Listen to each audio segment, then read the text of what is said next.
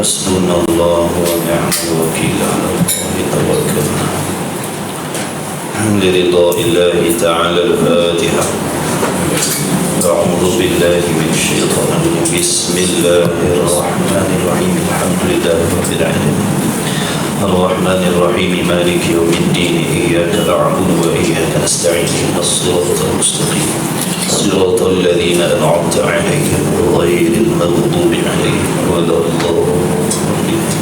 بسم الله الرحمن الرحيم. الحمد لله رب العالمين والصلاة والسلام على رسول الله وعلى آله وصحبه أجمعين. سبحانك لا علم لنا إلا ما علمتنا إنك أنت العليم الحكيم. اللهم افتح علينا حكمتك وانشر علينا من خزائن رحمتك يا أرحم الراحمين. ربنا زدنا علما وفهما يا كاشف المشكلة. اكشف الحجب عن وجوه هذه المعاني حتى نطلع على خفيات هذه المسائل، واحفظنا من الخطأ والضلال فأنت موفق كل أمر وأنت علام الغيوب برحمتك يا أرحم الراحمين.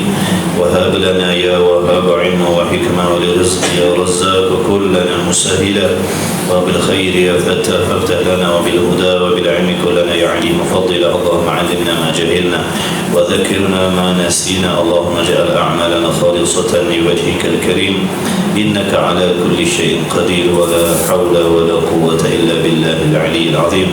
وصلى الله على سيدنا محمد وعلى آله وصحبه وبارك وسلم. الحمد لله رب العالمين. أما بعد. السلام عليكم ورحمة الله وبركاته.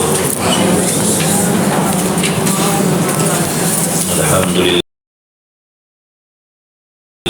segala puji bagi Allah Subhanahu wa Ta'ala yang maha suci dari sebarang sifat kekurangan, yang bersifat dengan segala sifat kesempurnaan, yang dengan iradatnya menghendaki kita bertemu pada pagi ini. Sekali lagi Alhamdulillah dipertemukan kita di dalam majlis ilmu, majlis yang mulia, dijemput sebagai tetamu Allah. Diharapkan para hadirin hadirat rahimakumullah senantiasa di dalam rahmat dan redha Allah Subhanahu wa Ta'ala, diberi kesihatan, keafiatan rohani dan jasmani yang baik. Sama-sama kita memperbaiki dan memperbetulkan qasad dan niat kita, menjaga adab di dalam majlis ilmu zahir dan batin. Mudah-mudahan Allah merezekikan kepada kita ilmu yang bermanfaat. Amin ya rabbal alamin. Insya-Allah sambungan kitab muka surat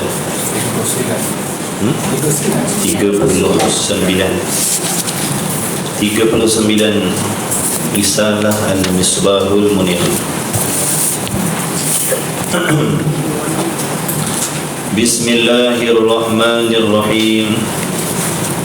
Qala al-muallif rahimahullahu ta'ala wa nafa'ana wa iyyakum bi'ulumihi wa bi'ulumi masyayikhina fid daraini amin ya rabbal alamin. Kata musannif, huraian sifat yang keempat, mukhalafatuhu ta'ala lil hawadithi. Huraian yang keempat, yakni daripada 20 yang telah dimuafakat oleh ulama kita ahli sunnah wal jamaah, yang mesti dipelajari, mesti diketahui, mesti difahami serta diiktikadkan sungguh-sungguh di dalam hati. Setiap laki-laki dan perempuan, setiap laki-laki dan perempuan. Jadi wajib pada syarak mukhalafatuhu ta'ala lil hawadith. Artinya terjemah Melayu, bersalahan Allah Ta'ala dengan segala sesuatu yang bersifat baharu. Mukhalafah dengan erti bersalahan. Maksud bersalahan di sini tidak serupa. Mukhalafatuhu dengan makna bersalahan ataupun ertinya bersalahan Yang dimaksudkan, yakni yang dikehendaki dengan bersalahan itu ialah tidak serupa, tidak sebanding, tidak secontoh, tidak semisal, tidak seumpama. Kenapa diterjemahkan dengan tidak serupa, tidak sebanding, tidak semisal, tidak seumpama? Segala sesuatu yang bersifat baharu. Kerana sifat mukhalafah ini tergolong di dalam kumpulan sifat-sifat salbiyah. Sifat salbiyah, sifat yang kita tidak mengerti maksudnya, melainkan dengan menafikan perkara yang tidak layak dengan zat Allah. Kita tidak mengerti, kita tidak boleh memahami apakah maksud mukhalafah, apa maksud bersalahan. Kita tidak memahaminya kecuali dengan makna baru kita boleh faham maksud mukhalafah ni, dengan menafikan, dengan menidakkan, dengan menolak perkara yang tidak layak dengan Allah Subhanahu wa ta'ala, iaitu tidak seperti, tidak sama maksudnya.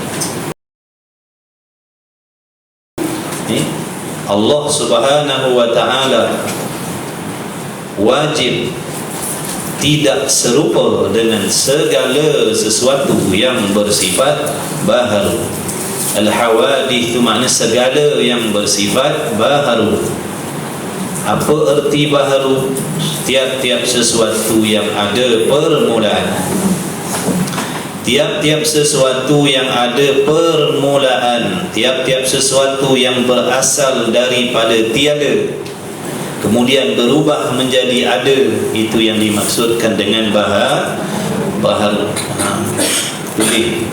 Kalau yang tak kejap lagi tulis. Jangan dengar macam tu. Ini tulis, jangan malas. Ngaji sungguh-sungguh. Kalau kita tak faham akidah ni betul-betul, mustahil kita nak membezakan mana akidah yang betul, mana akidah yang sesat. Nanti bila tok-tok guru kita nasihat jangan ikut fahaman sesat, kita banyak soal.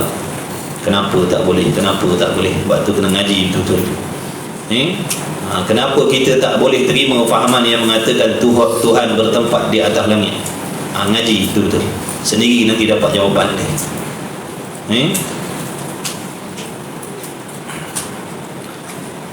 Baik.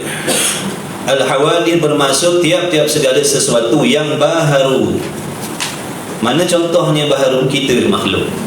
Alam ini baharu.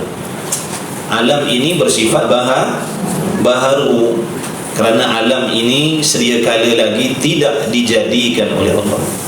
Lalu Allah menciptakan 7 petala langit dan bumi. Itulah dalil menunjukkan langit dan bumi ini berasal daripada tiada.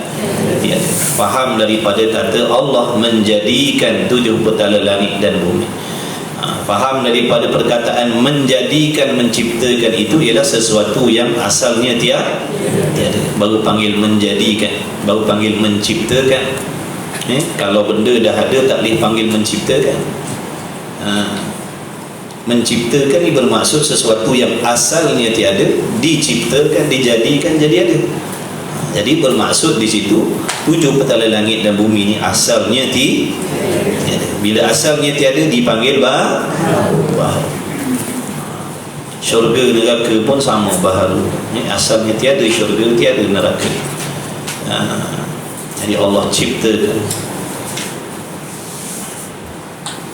Wajib pada syarak pula, yakni di sisi undang-undang Allah.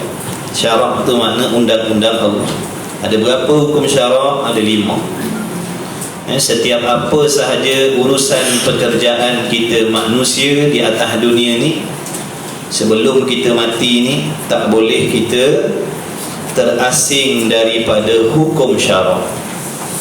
Maka jauhi fahaman yang mengatakan ada urusan-urusan kita di atas dunia ini yang tidak ada berhubung kait dengan agama. Politik, suku, agama, suku tu fahaman orang otak 3 suku. Politik suku, agama suku tu fahaman orang yang akalnya 3 suku.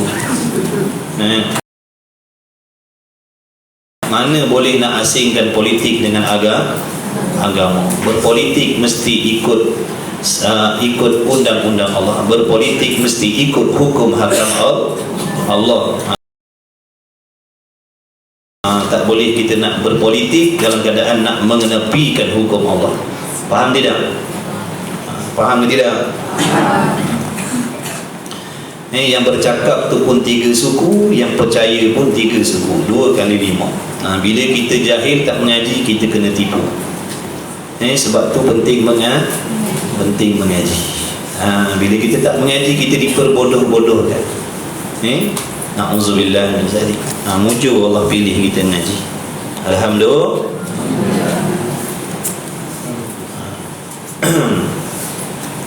Mana boleh kita nak mengasingkan diri daripada hukum syarak? Makan minum kita semua ada hukum. Gerak diam kita mesti ada hukum. Orang yang tersuku, terasing daripada hukum syarak ni orang gila. Orang yang tidak mukallaf, dia terasing dari hukum syarak. Dia tidak mukallaf. Budak-budak, anak-anak kita, cucu-cucu tu yang belum balik tu, dia tersuku daripada hukum Allah. Dia tak ada hubung kait halal haram atas diri dia. Dia nak buat apa tak ada masalah. Dia tak ada hukum atas diri dia. Tapi orang yang dah cukup 4 syarat tu berakal balik sampai seruan agama Islam, dia boleh mendengar melihat, maka dipanggil mukallaf. Bila panggil mukallaf, bila jadi mukallaf, gerak geri dia, gerak diam dia semua ada bersangkut paut dengan hukum Allah. Jadi siapa-siapa yang tak nak hubung kait dengan hukum Allah, silalah jadi gila. Pahaman yang merosakkan manusia. Pahaman yang merosakkan umat. Yang betul-betul, yang salah. Tak boleh kita nak betulkan yang salah jadi betul, yang betul jadi salah. Yang hak-hak lah, yang batil-batil lah. Jangan demi kepentingan dunia kita mengasingkan hukum Allah. Jangan demi kepentingan dunia kita jual agama kita dengan kepentingan dunia yang seperti bangkai ini.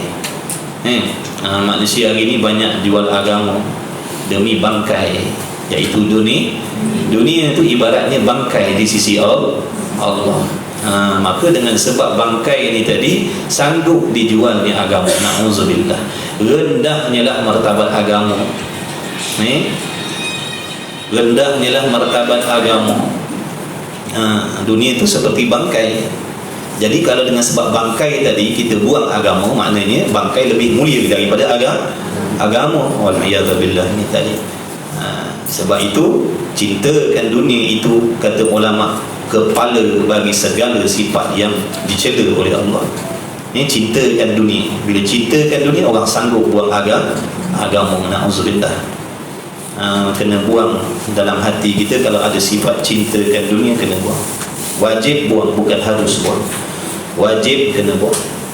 Jadi hukum syarak ada 5. Ini wajib pada syarak, dengan makna perkara yang tak dapat tidak, yang Allah tuntut, yang Allah perintah di atas tiap-tiap mukallaf. Tadi dah sebut dah mukallaf tadi ada 4 syarat. 4 syarat.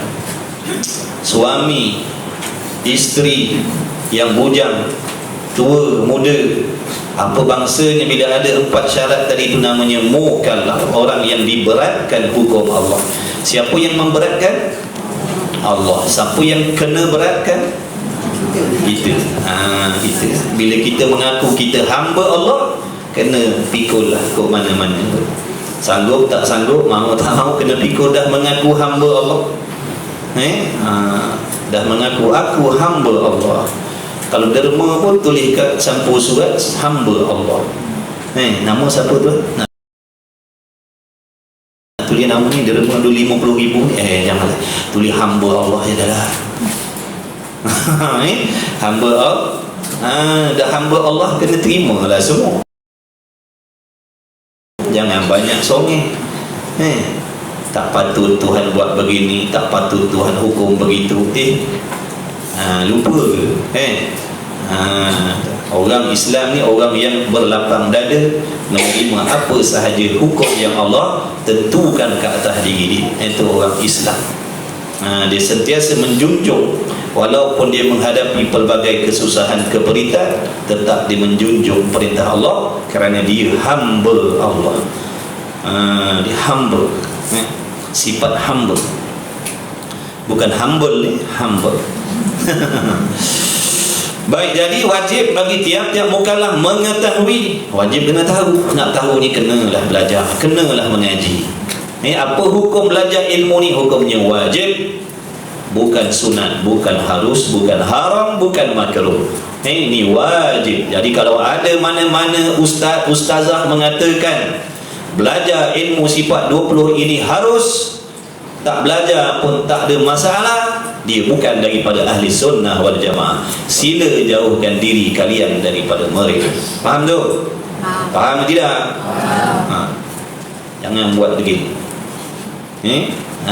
Orang yang degil tak dapat berkat ilmu. Orang tak nak dengar nasihat guru dia tak dapat berkat ilmu. Sebab yang memberi berkat ilmu itu Allah. Jadi kena jaga baik-baik adab kita. Mengaji ni benda mulia, bukan benda suka-suka main-main. Kalau nak jadi guru, kalau kita anggap seorang tu guru, kita kena jujur dengan dia. Kita kena jujur dengan dia. Baik, dah kata kena mengaji. Siapa yang wajib mengaji ni? Hukum asalnya, kalau laki-laki, dialah yang wajib pergi mengaji. Wajib dia mengaji kerana apa? Untuk diri dia dan untuk diajar isteri dan anak-anak dia. Jadi sepatutnya orang-orang perempuan dalam ni sepatutnya tak payah datang. Hukum asalnya lah, belum habis cerita lagi.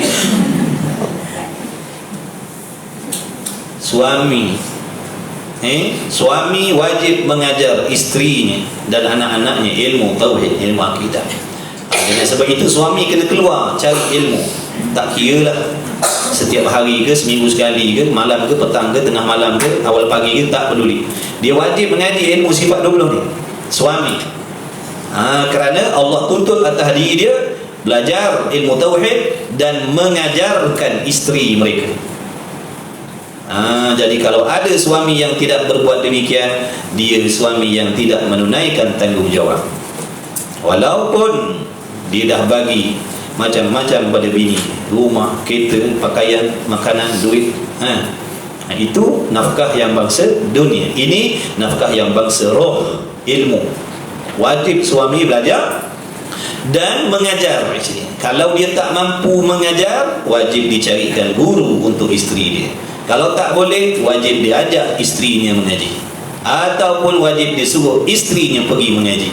Kalau isterinya tak nak pergi mengaji, jatuh derhaka isteri tadi. Kalau isterinya kata susah payah nak mengaji, anak berseria, anak bersepak kat rumah, payah nak keluar, mengaji secara online. Betul ke tidak? Jadi tak ada alasan tidak boleh belajar. Jadi isteri tak boleh jadikan alasan pula seandainya suaminya tak nak mengaji. Dia kata, ustaz, macam mana saya nak mengaji? Suami saya pun tak mengaji. Itu hal dia. Itu suami punya masalah. Adakah dengan sebab suami itu tak solat, kita pun tak perlu solat? Kita perlu solat, kita wajib solat walaupun suami tak solat. Jadi jangan jadikan itu sebagai lesen untuk kita meninggalkan perintah Allah. Dengar baik-baik para isteri, para isteri ataupun isteri-isteri, jangan dengan sebab suami kalian tak nak mengaji, tak nak sembahyang, kalian pun tak nak mengaji. Tak boleh. Kita wajib mengaji. Yang fardu ain tak perlu nak minta izin suami. Maklumkan saya nak mengaji.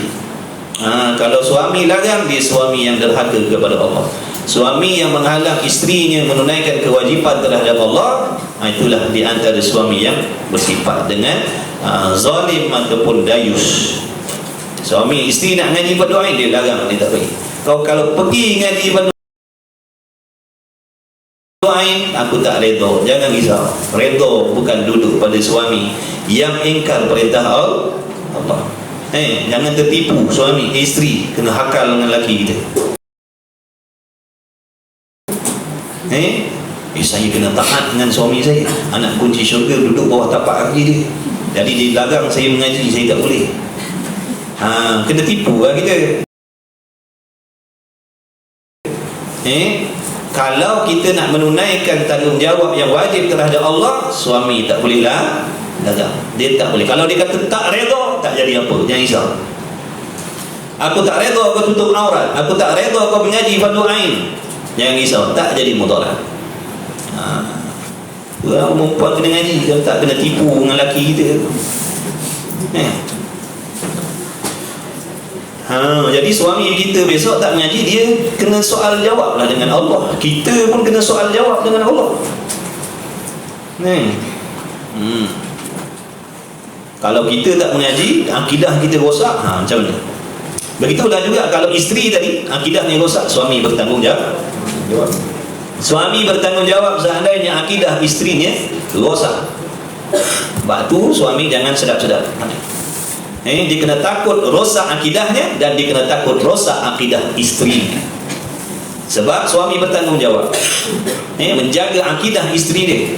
Jadi nak jaga akidah, kenalah mengaji ilmu akidah. Jangan ajak pergi pasar malam aja, pergi shopping je, pergi makan je, pergi taman je, pergi pantai je, surau tak nak bawa. Jaga suami, jangan sedap sangat. Kita duk kata isteri derhaka, puncanya diri kita.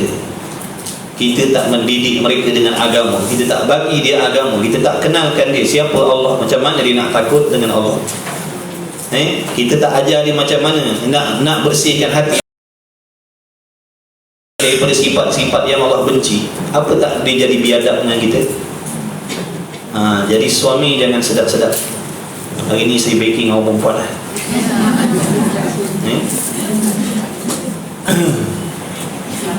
Kemudian jadi wajib ngaji. Suami tak nak ngaji sifat 20, lantak dia. Besok dia lah kena azab dengan Allah. Kita ngaji sebab kita nak jaga akidah kita. Jadi wajib mengetahui serta i'tiqad dan mengaku putus. Mengaku putus ni maknanya apa? Jazam yang putus, tak berganjak, tak berubah dah. Tak berubah dah. Pegang sungguh-sungguh dah. Bawa ke mati dah pegangan tu. Datanglah penceramah macam mana hebat pun. Datanglah pendakwah macam mana punya hebat pun. Dia kata saya ni bukan sekadar mengaji di luar negara, saya mengaji di atas langit yang ketujuh. Lalu dia membawa pahaman mengatakan Tuhan bertempat di atas langit. Jangan pakai. Faham tadi? Ya, lu faham. Jangan jadi pegang betul-betul. Kalau tak nanti orang larang, timbul macam soalan. Kenapa tak boleh? Kenapa tak boleh?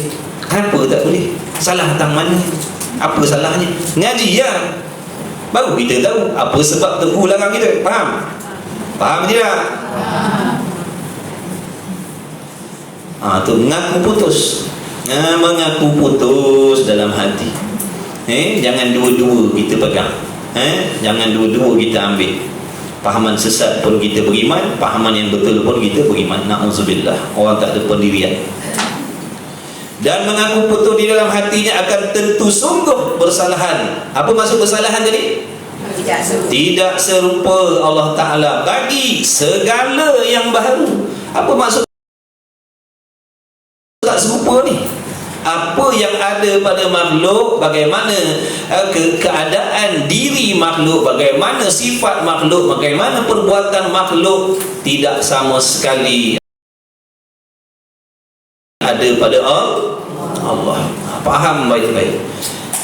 Ni kita ni, kelakuan kita ni, apa ni, tengah buat apa ni? Duduk.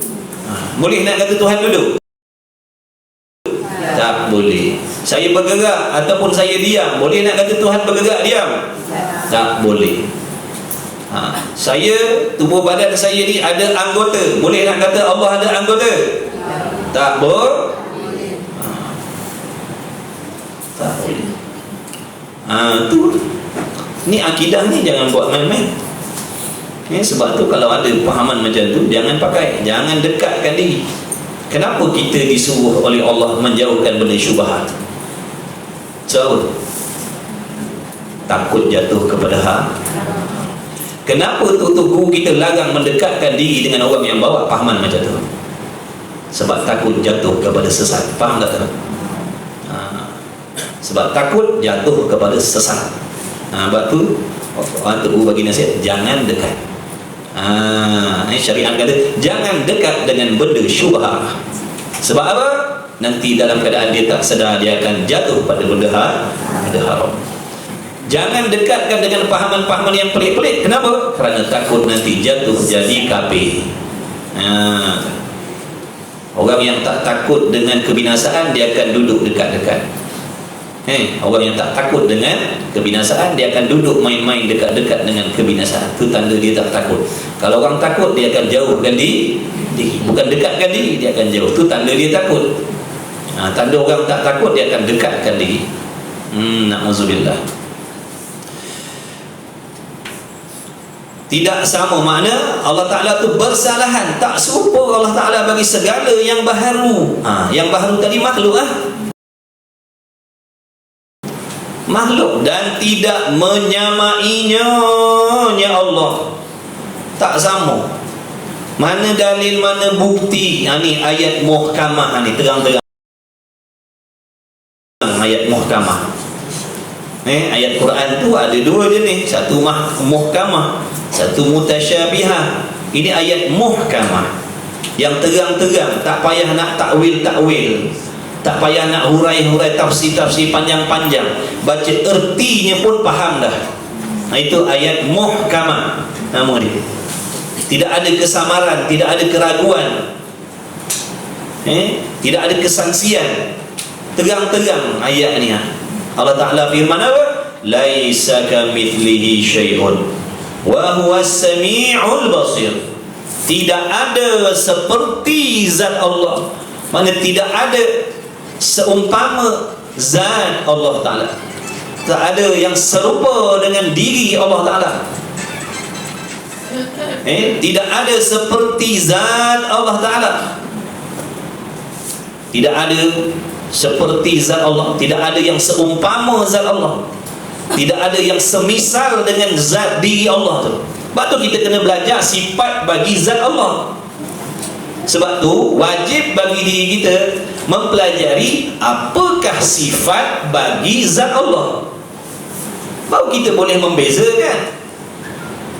Kalau kita tak tahu zat Allah tu sifat dia bagaimana, macam mana kita nak membezakan? Macam mana nak membezakan zat Allah dengan zat yang lain kalau kita tak tahu sifat zat Allah tu bagaimana? Macam mana kita nak membezakan laki-laki dan perempuan kalau kita tak tahu sifat bagi zat laki-laki macam mana, sifat bagi zat perempuan macam mana? Kalau kita tak tahu sifatnya, macam mana nak bezakan? Macam mana kita nak bezakan?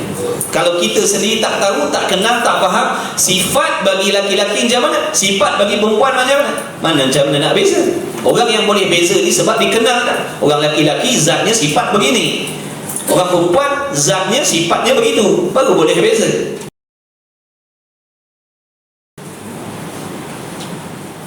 Zat Allah apa sifat dia? Entahlah. Yang tahu namanya Allah. Tu apa zat dia, apa sifat dia? Allah tu zat yang wajib ada. Apa sifat dia?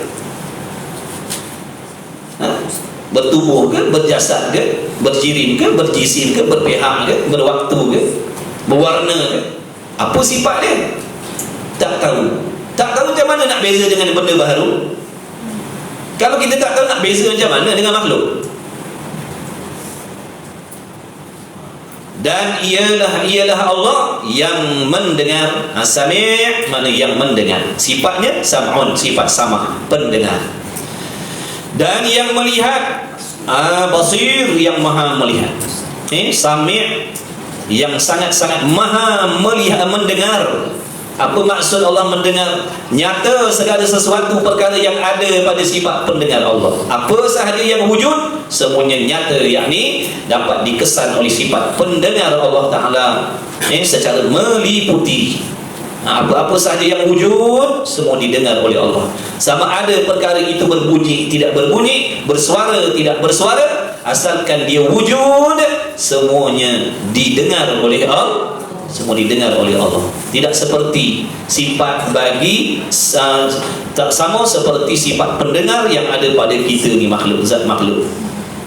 Kita boleh mendengar, tapi ta'alluq pendengaran kita itu terbatas.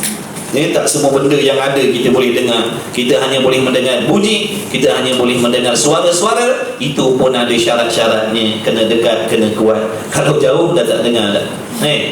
Bom meletup kat Palestin sekarang, dengar? Siapa dengar sekarang? Tak dengar. Padahal benda ada. Itu lemahnya kita. Nampak tak? Lemahnya kita. Ada pun Allah tu sifat pendengarnya maha sempurna. Suara kita didengar oleh Allah. Tubuh badan kita pun didengar oleh Allah. Ngaji. Itu sifat.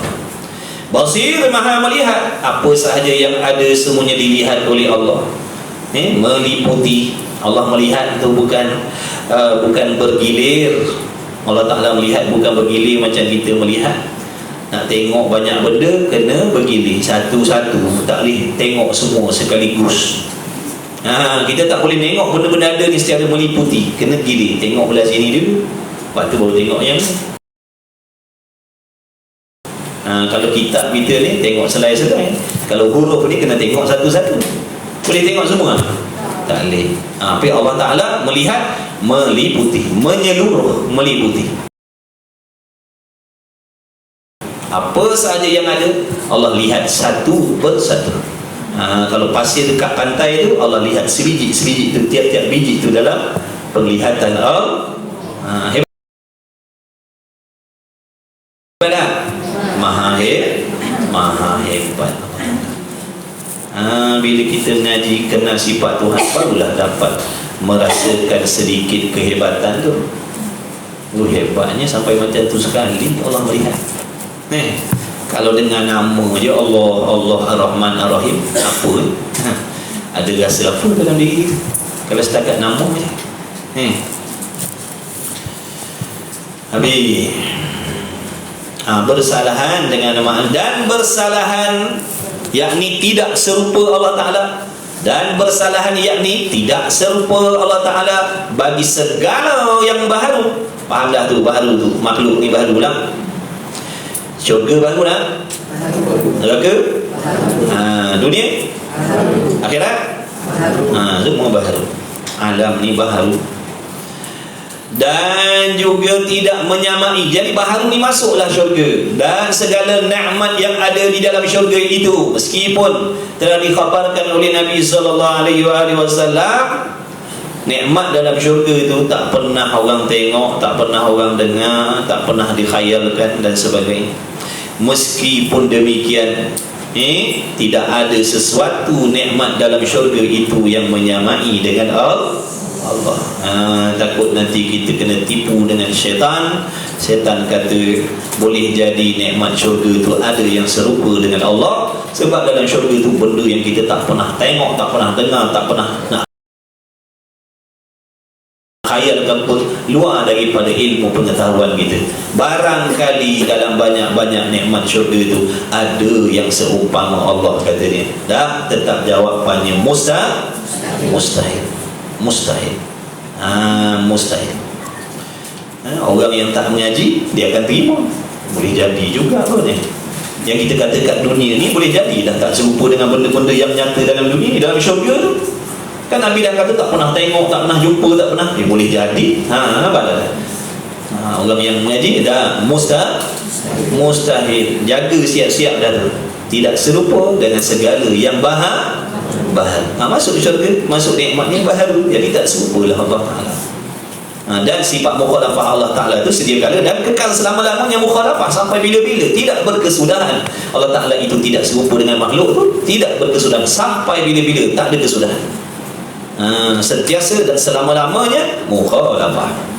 Walaupun nanti di hari kiamat mengikut akidah kita di sunnah wal jamaah, sewaktu muslimin mukminin di dalam syurga dapat memandang kepada zat Allah, bukan bermaksud dapat memandang di situ boleh disifatkan Allah Ta'ala tu begini, begitu, berbentuk, berjarak dan sebagainya, tidak.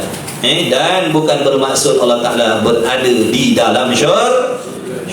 Syurga itu kan tempat. Kita tu mukmin tu yang berada di dalam syurga, bukan Allah di dalam syurga. Ada juga pahaman-pahaman duk kata Tuhan duduk dalam syurga.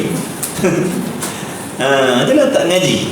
Ajak ngaji sombong, belagak pandai. Bukan orang sini lah, orang tempat lain. Alah, apa nak mengaji? Kau ingat aku orang kafir nak ajak ngaji akidah?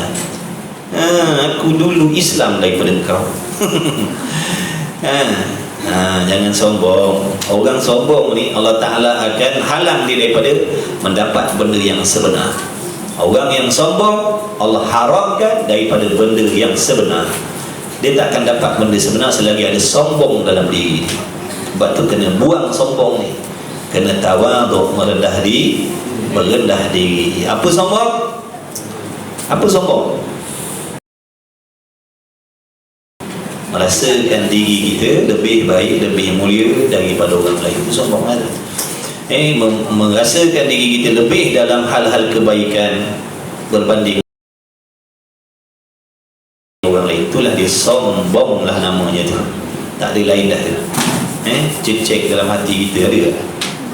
Dalam bab baik-baik kita rasa lebih daripada orang. Ada tak? Dia sombong tu. Sombong tu. Tak ada lain dah, tak ada lain dah. Tak ada tapi-tapi ya, tak ada. Dalam bab benda baik kita rasa kita lebih daripada orang. Sombong dah tu. Ngaji tasawuf tu tujuannya, ngaji tasawuf nak kenal sifat tu. Yang dikata sifat sombong tu, banyak orang tak kenal sombong apa. Sehingga bila tengok orang pakai kereta mewah, pakai bagus-bagus, sombong. Nampak tak? Padahal sombong sifat hati. Tak kena jadi dosa kering je kita. Nampak tak? Kebodohan tu akan jadi fitnah pada diri kita sendiri. Tengok orang pakai macam tu, tengok orang macam tu, tengok gerak orang jalan macam tu, sombong je tu. Tak bercakap dengan orang, sombong. Dah dapat dosa kering, tak pasal-pasal, fitnah orang. Sombong ni sifat hati. Walaupun dia pakai begitu, walaupun dia mewah begitu, adakah dalam hatinya memuji-muji diri dan melekehkan orang lain? Kita tahu. Boleh tahu isi hati orang? Isi hati kita pun kita tak tahu. Penyakit hati kita pun kita tak dapat cari. Macam mana nak tahu benda yang ada dalam hati orang? Dia tu sombong tu, dia tu riak tu, dia tu orang bukan main nak ujub lagi. Jangan sedap-sedap. Sebab tu suruh mengaji. Jangan suruh mengaji. Yang dikatakan ujub, riak, sombong tu sifat hati. Tak boleh tengok dengan mata kita. Saya pakai compang-camping, saya pakai baju kasar-kasar, pakai baju bertampal-tampal, bukan bermaksud hati saya tawaduk. Nampak tak? Ada orang yang berpakaian ni pakaiannya sunnah, pakaiannya pakaian sufi, tapi hatinya takabur. Sebab takabur tawaduk tu sifat hati. Mengaji tasawuf no, kita ni hati banyak penyakit ni. Walaupun zahirnya dah elok, bersih dah, nampak lawa, nampak bersih, nampak kemah, hati kita kotor bukan main lagi. Tak jumpa cari. Nak cari pun tak jumpa, tak tahu. Yang nama dengki apa benda, yang nama sombong apa, kita tak tahu apa sombong. Kita dengar je orang cakap selama ni sombong, sombong, sombong, tapi kita pun tak tahu sombong tu lah. Maka oleh kerana kejahilan kita, dia tengok je orang macam tu begini, sombong tu, dah dapat dosa kering, tak pasal-pasal. Pesan tu gitu. Dia kata apa? Jangan bermudah-mudah, jangan sekali-kali bila kau tengok orang tu ada kehebatan dunia, kekayaan, jangan kamu menuduh mereka ahli dunia. Jangan kau kata mereka itu orang yang cintakan dunia. Jangan. Jangan kau tengok orang yang pakai compang-camping bertampal-tampal kau kata dia ahli akhirat. Belum pasti lagi. Cuma kita ni disuruh bersangka baiklah. Orang yang pakai begitu pun kena sangka baik, yang macam tu pun kena sangka baik. Jangan kita jadikan semata-mata zahirnya begitu. Tu ahli akhirat, itu ahli dunia. Jangan. Jangan ngaji tasawuf. Sebab tu tasawuf ni ilmu yang wajib dipelajari. Macam sombong tadi lah. Bila kita merasakan kita lebih daripada orang dalam hal-hal kebaikan, sombonglah tu. Tak adalah benda lain. Lepas tu Nabi bagi tahu orang yang ada sombong ni Allah tak masukkan dalam syurga walaupun sebesar biji sawi. Sifat sombong dalam hati ni. Itu bukan besar biji sawi, besar kepala lutut. Sombong. Pun tak jumpa jari. Dah tak kenal. Tak kenal besar kepala lutut pun kita tak jumpa.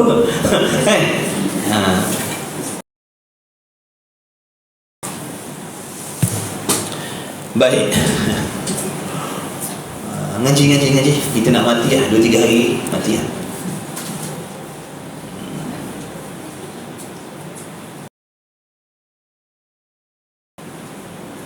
Tidak menyamai itulah dan juga tidak menyamai itulah dikatakan sifat mukhalafatuhu ta'ala lil hawadith. Jadi suami wajib juga mengajar isterinya ilmu tasawuf. Ilmu yang wajib suami ajar isterinya iaitu ilmu tasawuf, supaya isterinya mengenal apakah sifat yang haram ada dalam hati, apakah sifat yang wajib ada dalam hati. Kalau suami tak ajar isterinya ilmu tasawuf, jadi dosa yang lain pula. Dosa tak mengajar tauhid lain, dosa tak mengajar tasawuf lain. Kena fikir lah tu besok. Jadi kalau dalam hati isterinya bermasalah, dalam hati isterinya ada hasad, dengki, ujub, riak, takabur, cinta dunia dan macam-macam, asbab suami yang tak mendidiknya, maka dosa-dosa itu akan ditanggung oleh suaminya. Kecuali suami dia dah ajar tasawuf, ini sifat madmumah, ini sifat mahmudah, jangan berdengki, jangan khianat, jangan sangka jahat. Bini dia buat keras kepala juga, nak berdengki juga, nak bersangka jahat, itu tanggung sendiri. Kami suami tidak tanggung. Kami suami tidak tanggung kerana kami telah mendidik, mengajar, memberi nasihat. Tapi bini-bini dia buat keras kepala kan, nak berdengki juga, nak berdendam juga, tanggung sendiri. Suami tak tanggung. Yang suami tanggung ni kalau suami tak ambil peduli. Kau nak berdengki ke, kau nak apa, aku tak tanggung. Itu suami kena tanggung. Dan isteri pun akan diazab juga. Suami pun, isteri pun akan diazab juga. Banyak benda kita nak kena ngaji. Umur dah pendek. Umur dah pendek dah, hati tak baik-baik. Zohir nampak pagut dah. Hati na'udzubillah macam tak pernah mengaji. Dah tutup aurat dah, hadir kuliah dah, tapi hati masih jahat, hati masih busuk. Tu mengaji tu kan. Yang tak mengaji agak-agak macam mana? Yang mengaji kita tak payah cerita. Yang tak mengaji, yang dah mengaji, yang dah semayang, yang dah tutup aurat, hati macam tu kita. Sebab tu Imam Ghazali kata yang paling payah nak baiki hati dah. Hati paling payah nak baiki. Kalau tak bersungguh, kata Imam Ghazali, jangan haraplah hati kita akan bersih. Kalau tak bersungguh, kalau main-main, kalau tak ambil berat masalah hati, kita akan mati bawa hati yang kotor. Zohirnya nampak macam Allah sayang, dah rupanya Allah benci. Zohir nampak macam orang yang Allah sayang. Pakaian nampak macam orang sayang, Allah sayang, rupa Allah benci. Sebab apa? Hati itu. Maka baiki hati. Ngaji tasawuf ni mudah-mudahan Allah bersihkan hati kita. Jadi sebarang sifat yang Allah benci, dan hiaskan hati dengan segala sifat yang Allah puji, yang Allah kasih, yang Allah redha. Dan makna bersalahan itu 3 perkara. Faham baik-baik? Jadi bersalahan makna tidak serupa Allah dengan segala sesuatu yang baharu tadi, terbagi kepada 3. Terbagi pada 3. Yang pertama daripada 3, bersalahan pada zat Allah Ta'ala. Bersalahan, apa maksud? Tidak serupa pada zat Allah. Maksud zat Allah, zat tu apa? Diri. Zat tu makna diri Allah Ta'ala itu, zat Allah Ta'ala itu tidak serupa dengan zat-zat yang lain, dengan diri sesuatu yang lain. Zat Allah tak serupa dengan tubuh saya, zat Allah tak serupa dengan meja ni, zat Allah Ta'ala tak serupa dengan bangunan ni, zat Allah Ta'ala tak serupa dengan diri bumi ni. Tu maksud zat tu diri. Jadi diri Allah tidak serupa dengan diri sesuatu yang lain. Wajib kita tahu apa perbezaan zat Allah dengan zat yang selain Allah. Wajib kita kena tahu apa perbezaan dia. Wajib kita tahu apakah perbezaannya. Zat Allah tak serupa dengan zat makhluk. Tak serupa macam mana? Tak serupa pada pihak mana? Kita jangan pandai cakap Allah tak serupa, tapi tak tahu tak serupa macam mana. Kena tahu kena faham. Paling tidak diri kita sendiri faham, walaupun kita tak boleh nak cerita dengan orang. Itu tujuan mengaji tauhid ni, nak melepaskan tuntutan fardu ain ni, nak melepaskan diri maksudnya. Walaupun kita tak boleh nak cerita dengan orang, tapi kita faham dah apa perbezaan zat Allah dengan zat makhluk. Kita tahu dah. Maknanya kita akan selamat daripada menyamakan zat Allah dengan zat yang lain. Sebab kita mengaji, kita dengar selalu, ulang-ulang selalu dah, faham dah. Cuma tak pandai nak cerita dengan orang. Cukup dah tu fardu ainnya. Bila kita tak mengaji, mana kita nak tahu, mana kita nak faham apa beza zat Allah dengan zat makhluk. Tu yang kata Tuhan duduk atas langit, Tuhan turun langit, Tuhan bergerak ke sini, Tuhan bergerak ke sana. Itulah sebab dengan makna dia nak hurai tu, nak hurai, jaga jangan tidur, jangan tidur. Yang ngaji online pun jangan tidur ni. Percaya ni, buka air telefon orang yang tidur. Dengan makna zat Allah Ta'ala bukannya jirim. Ni perkataan baru kita dengar, jirim. Dengan makna Allah tu zatnya tak serupa dengan zat makhluk. Macam mana tu? Apa maksudnya? Dengan maknanya. Dia nak hurai dah tu. Dengan maknanya zat Allah Ta'ala, yakni diri Allah Ta'ala itu bukannya jirim. Kalau zat Allah tu jirim, serupa dengan zat zat Allah bukan jirim. Zat Allah bukan jirim, bukan seperti jirim, bukan seumpama jirim, bukan daripada jenis-jenis jirim. Bukan. Zat Allah bukan daripada jenis jirim.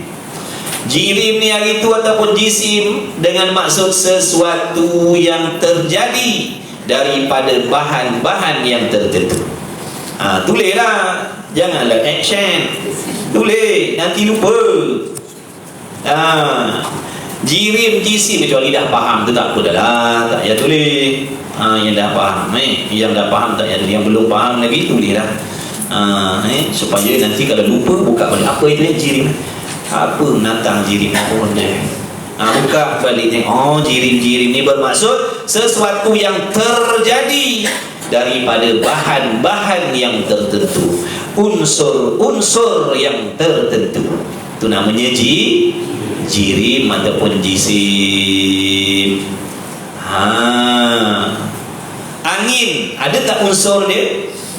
Allah jadikan angin, ada tak unsur? Ada unsurnya. Malaikat, ada tak unsurnya? Api, cahaya, semua ada bahan-bahan. Sebab tu alam ini dipenuhi dengan jirim dan jisim. Syurga tu ada bahannya yang Allah ciptakan. Syurga tu, nikmat syurga tu ada bahan-bahannya yang Allah jadikan. Neraka, ada bahan-bahan yang Allah ciptakan neraka tu, dan segala azab yang ada di dalam neraka itu juga ada bahan-bahan yang Allah ciptakan. Jadi semuanya itu berjirim. Faham tak sekat tu? Siapa tak faham jatuh tangan? Ramai dah.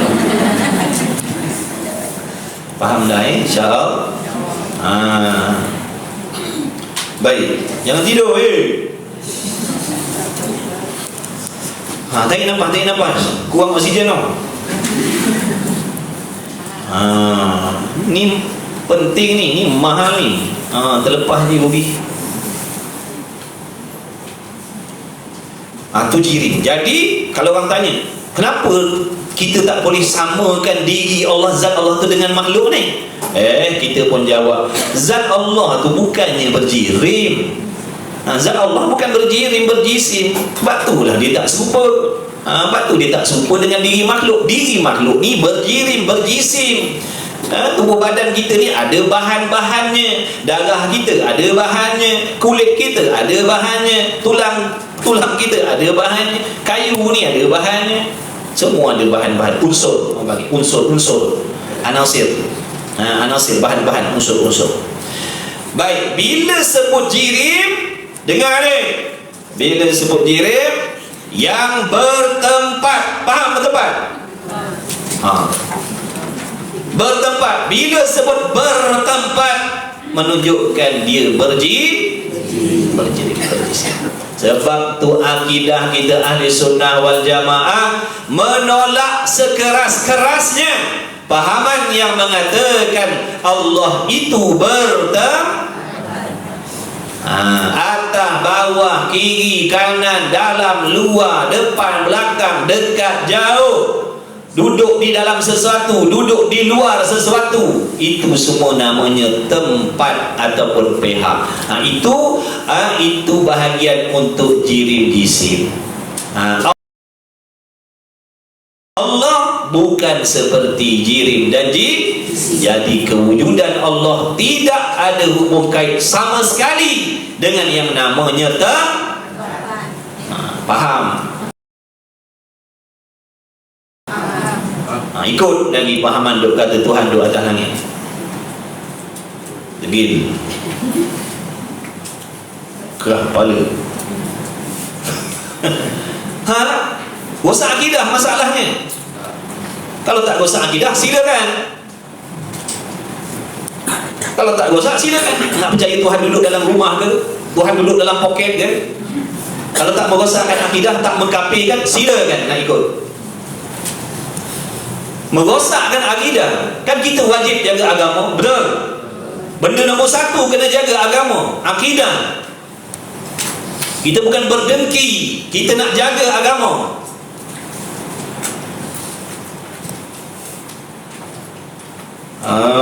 Tu dia ni. Tapi tak tahulah kalau ada yang tak sayang agama dia. Ikutlah kalau kita rasa benar, ikutlah. Kita tak bertanggungjawab. Besok jangan cari kita pula. Kita dah ingatkan banyak kali. Kita akidah ahli sunnah wal jamaah, beriman Allah Ta'ala itu zat yang mesti ada dan dia maha suci dari itu akidah kita. Kalau yang kata Tuhan bertempat, atas, bawah, kadang-kadang langit ketujuh, kadang-kadang turun langit dunia, lepas tu naik balik, itu bukan akidah kita. Itu bukan fahaman kita. Kerana bertempat itu adalah kelakuan bagi jirim. Bertempat itu kelakuan bagi jirim. Maka orang yang i'tiqad Tuhan bertempat bermaksud dia telah menyamakan Allah dengan jirim. Tak faham lagi dah tu. Terang-terang dah tu, tak faham juga lagi. Dan makhluk ini semuanya jirim yang bertempat. Makhluk ni ikutlah. Makhluk yang kita nampak, makhluk yang kita tak nampak. Yang nama syurga juga makhluk, yang nama neraka juga makhluk, yang nama malaikat juga makhluk. Semuanya itu bertempat. Walaupun kita tidak maklum di mana tempatnya. Walaupun kita tak tahu. Malaikat tu, mana duduknya? Kalau dalam bilik ni, mana duduknya malaikat? Entahlah, kita tak tahu. Jin, mana tempatnya? Kita tak tahu. Tapi dia ada tempat. Dia mesti bertempat sebab dia berjirim. Sebab dia makhluk, dia mesti bertempat. Cuma tempat itu tidak dimaklumkan oleh Allah pada kita. Mana duduknya benda itu, wallahu a'lam. Yang pasti dia mesti bertempat. Cuma kita tak maklum mana duduknya. Bawah meja ke, dekat belakang tu ke. Kalau duduk tak kerti diam tu ada lah. Nabi dah bagi tahu kan. Dia bawa tongkat, dia cocok. Dia cocok biar kisah bila nak habis ni, bila nak habis. Nabi beritahu kan. Dia bawa celak mata, maskara, dia pakaikan maskara.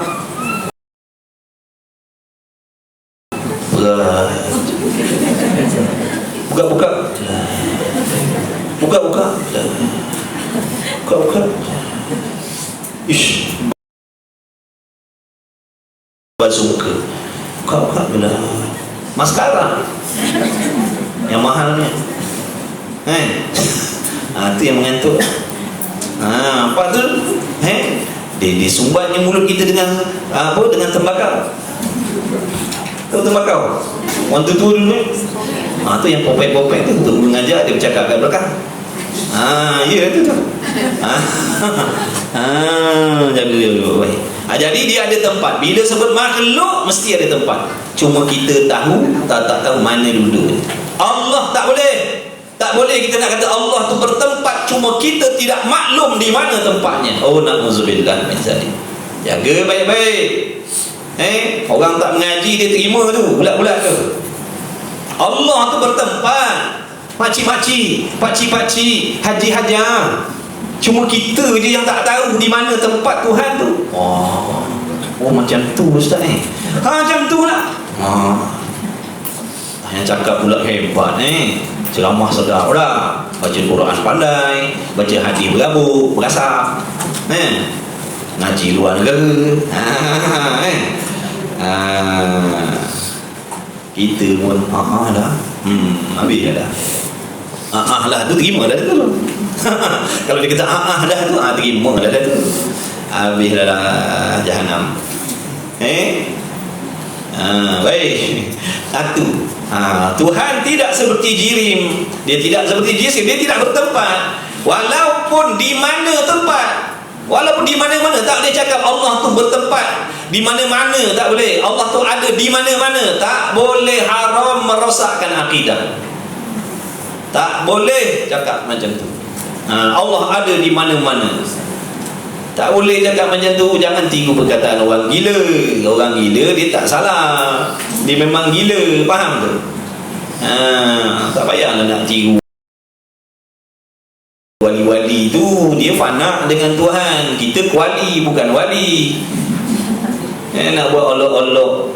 Tak payah nak berlakon-lakon. Tuhan tahu kita duduk di mana. Tak payah nak mengaku macam wali Tuhan, nak cakap macam orang gila dengan Tuhan. Tak payah. Nak nunjuk orang konon-konon kita ni orang yang fana lah konon-konon. Tak payahlah. Tak payah. Orang macam tu dia kalau betul dia macam tu, dia takkan menzohirkan siapa dia. Ini kita duk buat cakap macam tu nak supaya orang pandang hebat gitu. Dia tu fana tu. Kau dengar cakap dia tadi, dalam cawan ada Tuhan, dalam cerit ada Tuhan. Nak nunjuklah tu. Nah, kalau yang bercakap tu gila, lain. Orang fana ni orang gila. Bukan buat-buat gila, memang gila. Sebab terlalu rindu asyiknya dengan Allah tu. Sampai hatinya tak ada dah. Kewujudan diri dia pun dia tak berasa dah kewujudan diri dia, kerana hatinya sepenuh-penuh mengingat Allah. Kita sampai macam tu. Sampai macam tu kita. Dah jangan tiru-tiru orang macam tu. Dia dah memang peringkat tu. Kita sedar lagi perempuan seksi lalu kita tengok. Mana apa lagi tu? Perempuan seksi lalu. Pana apa macam tu? Tak payah berlakon lah. Tak payah. Benda tu bukan lakon-lakon. Tapi memang ada hamba-hamba Allah yang sampai macam tu asyiknya dengan Allah. Bukan tak ada. Ada. Arif billah. Kurniaan Allah. Orang yang fana tu kurniaan Allah. Kata ulama, fana tu kurniaan Allah. Tak boleh diusahakan. Pemberian Allah. Lepas tu cerita ke orang, orang pun kata dia, dia ni orang makrifat ni. Orang gila lain. Dia dah memang gila, akalnya memang dah binasa dengan kerinduan terhadap Allah tu. Ni kita dalam keadaan sedar, waras lagi akal kita, nak buat macam orang gila, mana boleh. Haram cakap macam tu, merosakkan akidah dan merosakkan orang yang dengar, merosakkan orang yang dengar. Lepas tu ngaji kitab tasawuf tu, ngaji, berguru, ngaji, fahamkan apa perkataan tu. Jangan kita ambil nak buat cakap-cakap sesuka hati. Allah ada di mana-mana. Tak payah, tak payah. Haram hukum ni. Kalau dia dah memang duduk situ, tu lain. Dia tak salah. Kita yang tak duduk situ tapi nak buat cakap konon-konon duduk situ, tak boleh. Allah tahu kita duduk di mana. Habis. Jadi jangan cakap Tuhan bertempat di mana-mana. Jangan. Tu. Maka jika didapati di dalam Quran atau ni, sebab tu orang yang pahaman macam ni, dia sangat suka mengajar tafsir hadis, dia sangat suka. Sebab di sinilah nanti dia akan sebarkan akidah dia. Dia banyak golongan ni, dia banyak menyebarkan akidah dia waktu dia mengajar tafsir Quran dan tafsir hadis. Kita pula pergi tadah tafsir hadis dalam keadaan akidah pun kita tak mengaji. Akidah tak mengaji, heboh nak mengaji tafsir, heboh nak mengaji hadis. Sedang elok lah tu. Memang kena tipu lah kita. Kalau yang mengajar tafsir dan hadis tadi orang yang berakidah ahli sunnah wal jamaah, tak ada masalah, ngaji lah. Sebab dia akan terjemahkan ayat-ayat mutasyabihah tadi dengan seperti mana akidah kita ahli sunnah wal jamaah. Tapi kita pergi tadah tafsir, tadah hadis, ngaji Quran, ngaji hadis dengan orang yang bukan akidah ahli sunnah, maka dia akan terjemahkan ayat-ayat Quran tadi mengikut fahaman dan akidah mereka. Kita pun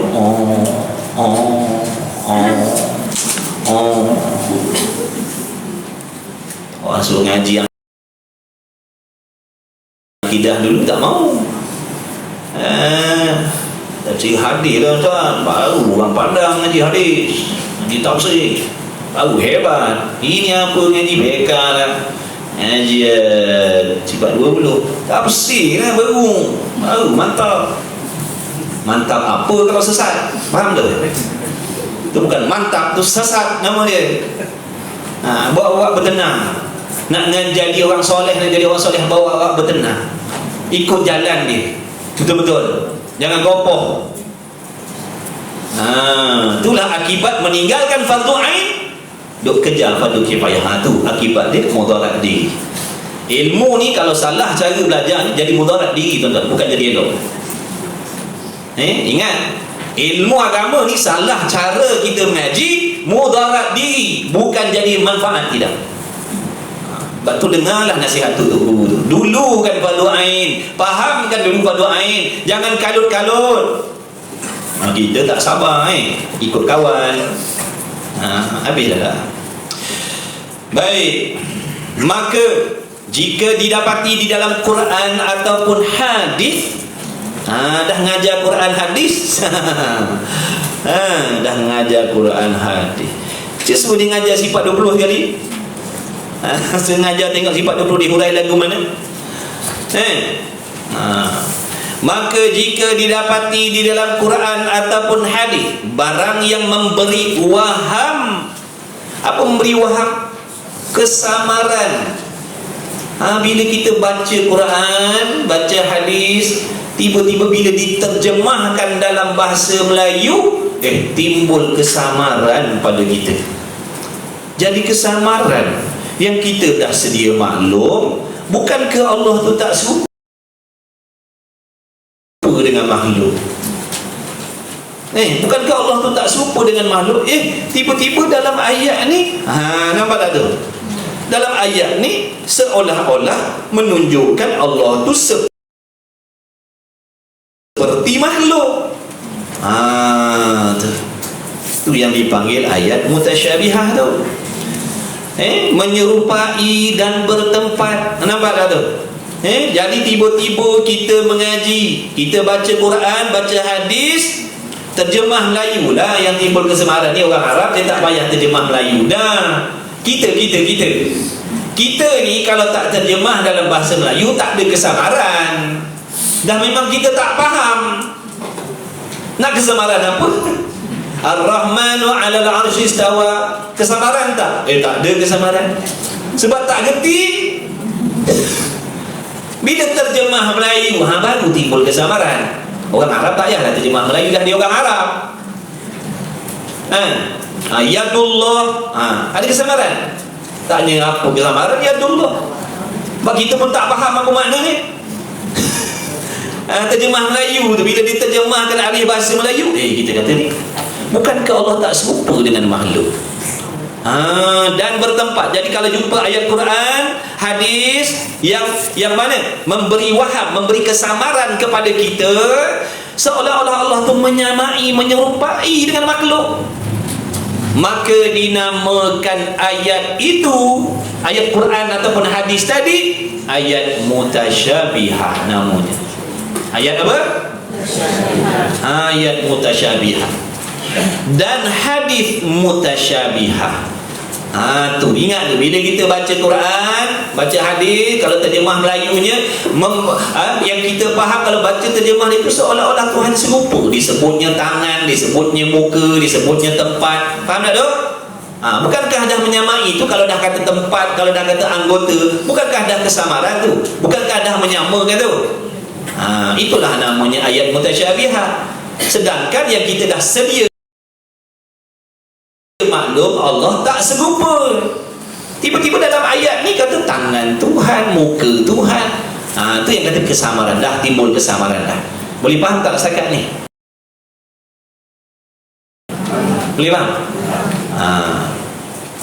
Kan Allah tak ada tangan, kan Allah tak berkaki, kan Allah tak beranggota, kan Allah tak bertempat. Tiba-tiba dalam ayat Quran juga, bila terjemah Melayu, kata di atas lah, di kiri lah, di depan. Tu kata ini kesamaran ni.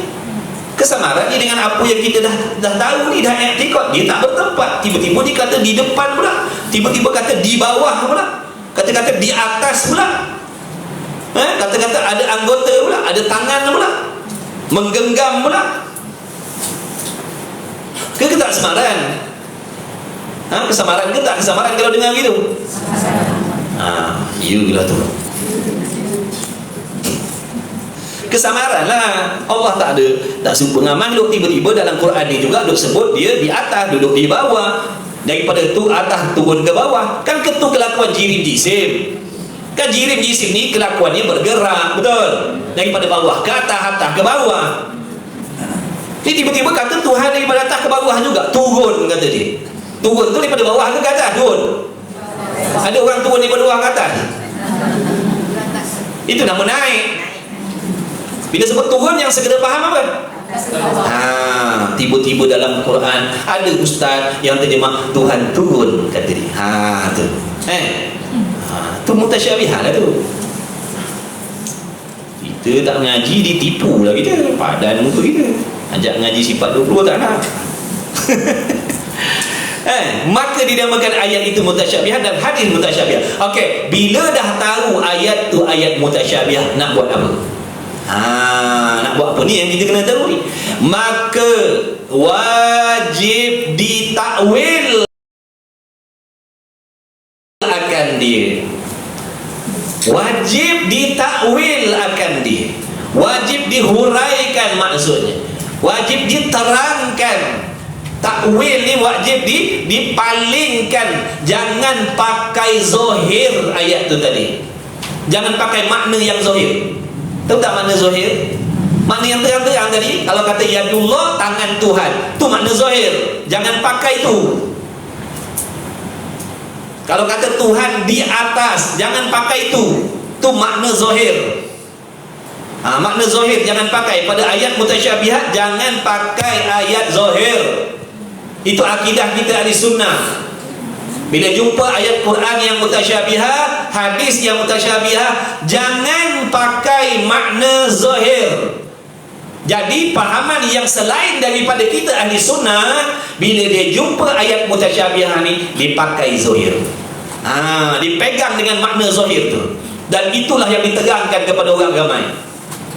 Kita tidak. Kita tak, bila jumpa ayat mutasyabihah, wajib takwil, wajib dihuraikan, sehingga menghilangkan kesamaran dan keraguan. Itu tujuan takwil. Takwil ni tujuan dia apa? Bukan nak mengubah Quran. Takwil tu bukan tujuan nak mengubah ayat Quran. Tujuan dia nak menghilangkan kesamaran tu. Nak menghilangkan kesamaran yang Allah tu seolah-olah serupa dengan makhluk. Nak hilangkan kesamaran tu. Kalau tak, nanti selama-lamanya duduk dalam kesamaran. Tuhan ada tangan, Tuhan ada tangan, tangan Tuhan akan kesamaran tu. Jadi nak hilangkan kesamaran tu, itulah tujuannya takwil. Faham tak? Jangan tidur. Kejap lagi nak beda. Dalam bab ni mukhalafah ni kena pegang betul-betul, tuan-tuan. Mukhalafah ni kena pegang betul-betul. Yang orang ramai boleh percaya Tuhan duduk atas langit ni sebab tak pegangnya.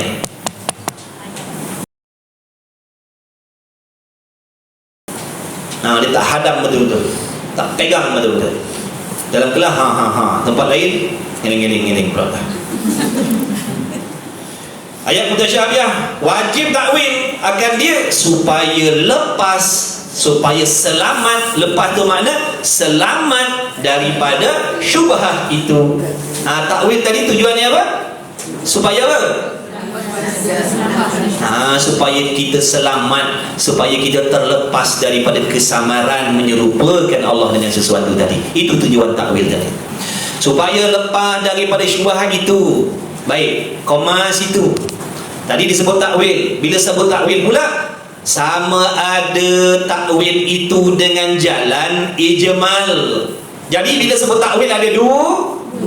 Faham baik-baik. Bila sebut takwil ada dua jenis takwilan. Di sisi kita ahli sunnah wal jamaah ada dua takwilan.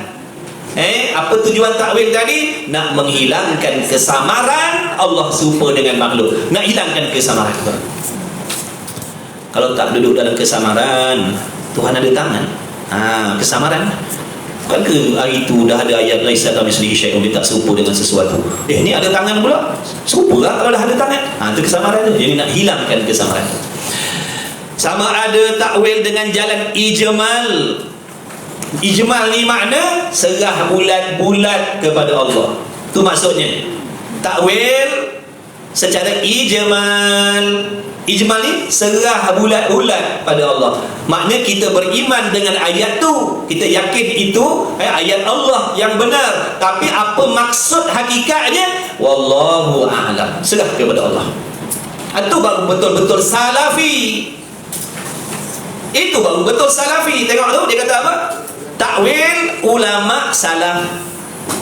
Ini salah yang betul-betul. Ini salah yang di kalangan sahabat, para tabi'in. Bukan salafi-salafi yang sekarang mengaku salafi ini. Sekarang ni dia mengaku mereka salafi, tapi akidahnya bukan begini. Faham baik-baik?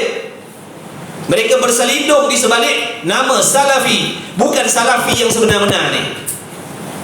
Dia nak berselindung di sebalik tu, maka dia mengaku dia salafi. Ada yang salafi yang betul-betul, dan ada yang mengambil kesempatan menggunakan nama salah. Dia kata kami pokok salafi, kami beriman Tuhan duduk di atas langit. Tu dia mengaku macam tu. Padahal salafi tak mengaku macam tu, dipergunakan nama tu. Faham tak ni? Tak apalah, panjang lebar sikit hari ni, lambat balik ikut lah. Apa? Salafi ni golongan di kalangan sahabat tabi'in. Akidah yang dipegang oleh sahabat tabi'in, tabi'un tabi'in, itu salafi. Sahabat tak ada sahabat kata Tuhan duduk atas langit. Tabi'in tak ada kata Tuhan duduk bertempat bersemayam di atas langit. Tak ada. Itu salafi yang sebenar-benar. Bila jumpa ayat mutasyabihat, wallahu a'lam, serah pada Allah lah. Dia tak ada mandai-mandai. Itu salafi.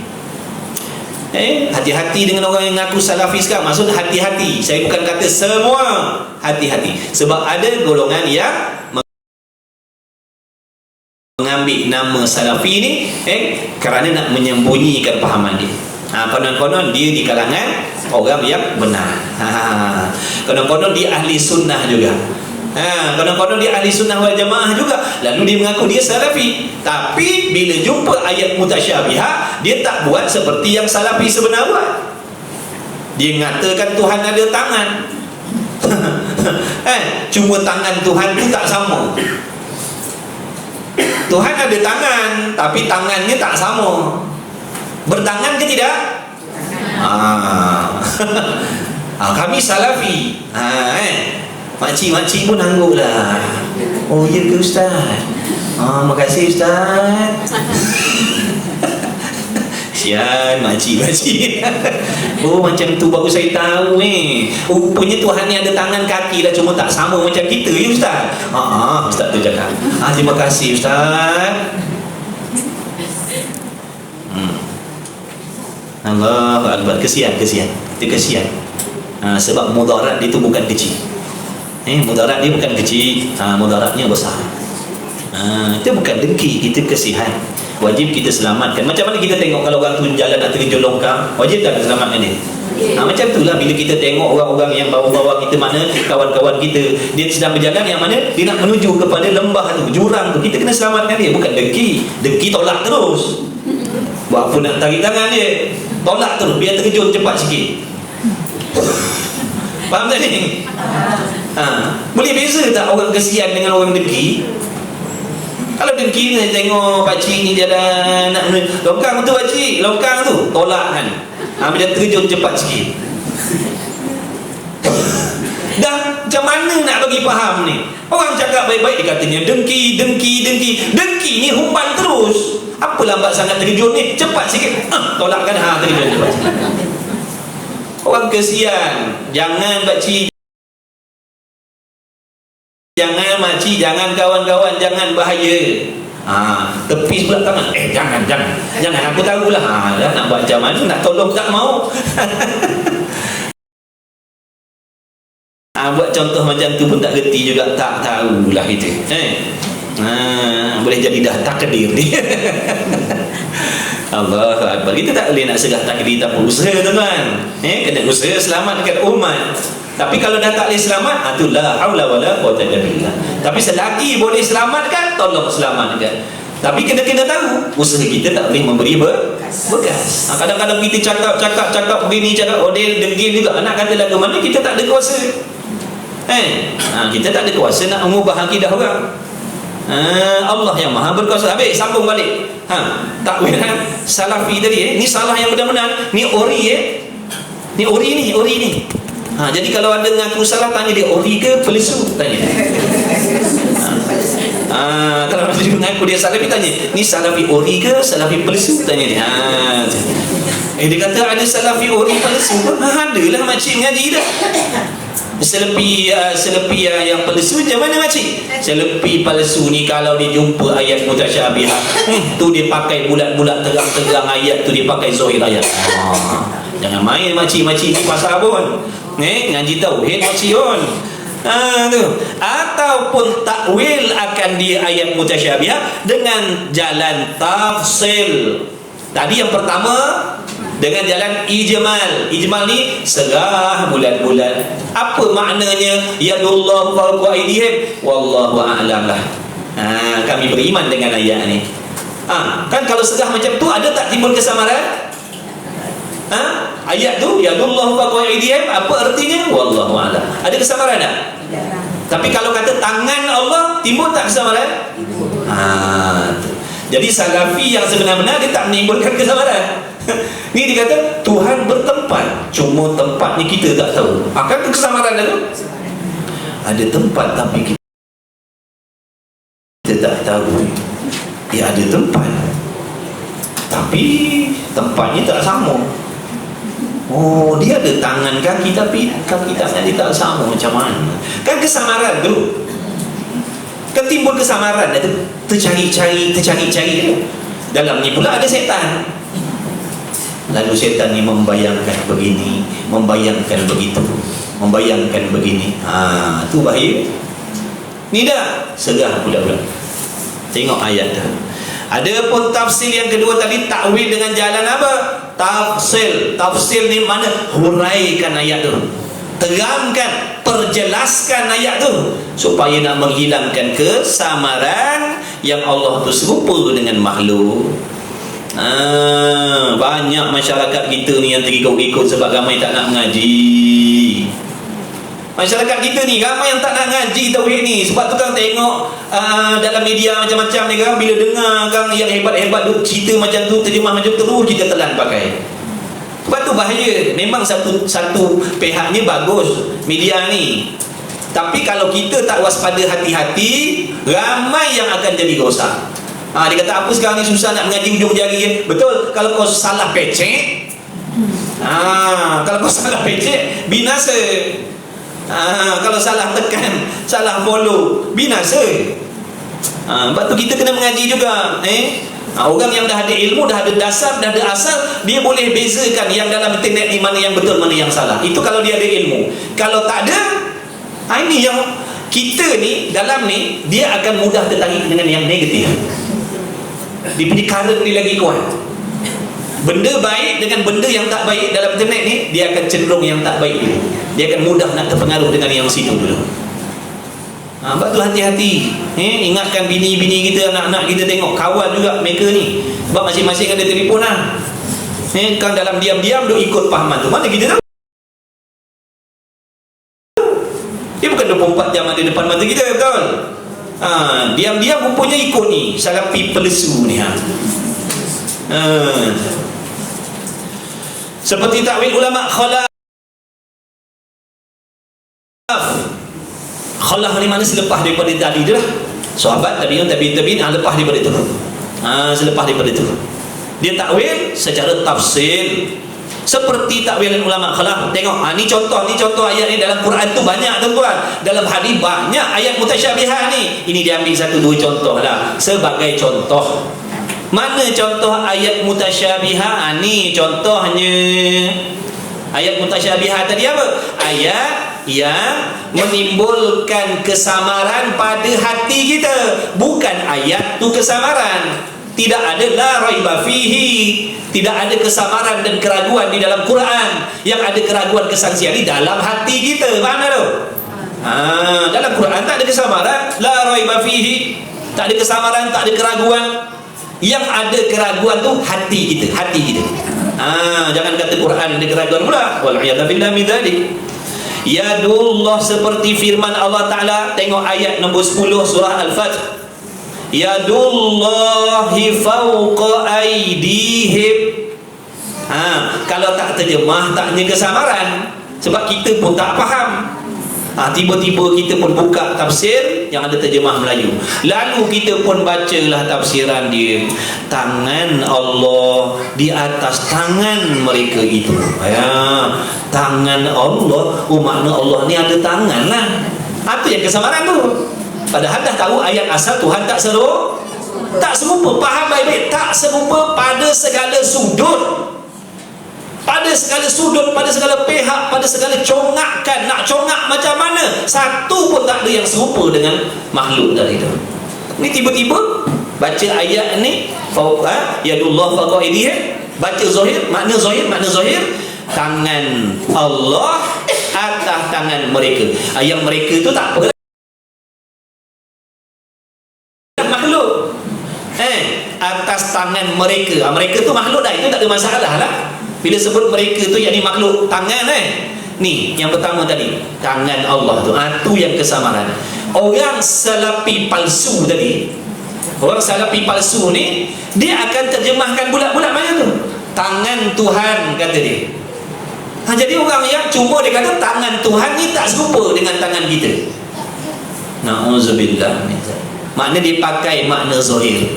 Zahir ayat tu dia ambil tu lah. Yang sebenarnya wallahu a'lam, bukan terjemahkan dengan tangan Tuhan, bukan. Hati-hati tuan-tuan.